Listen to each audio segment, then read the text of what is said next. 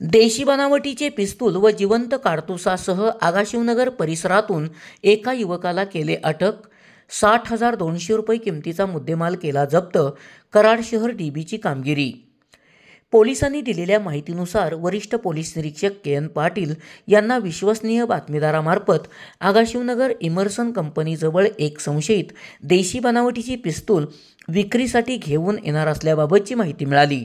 त्याबाबत त्यांनी डीबीचे पोलीस उपनिरीक्षक पतंग पाटील व पथकाला माहिती देऊन तात्काळ कारवाई करण्यासाठी सांगितले.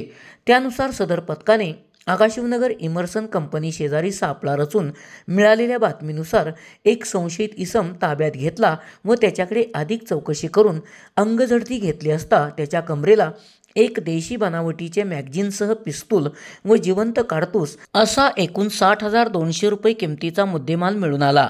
याबाबत कराड शहर पोलीस ठाण्यात गुन्हा नोंद करण्यात आला असून पुढील तपास वरिष्ठ पोलीस निरीक्षक के.एन. पाटील यांच्या मार्गदर्शनाखाली पोलीस उपनिरीक्षक पतंग पाटील व डीबी पथक करीत आहेत. अटक करण्यात आलेल्या आरोपीचे नाव लवराज रामचंद्र दुर्गावळे, आगाशिवनगर, मलकापूर असे आहे.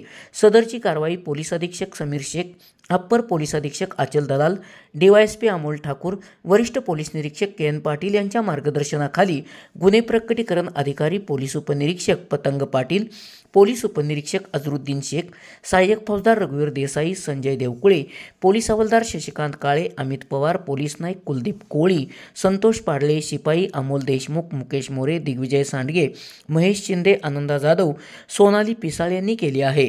SP ओरिजिनेटिव्हसाठी सुनील परीट, कराड.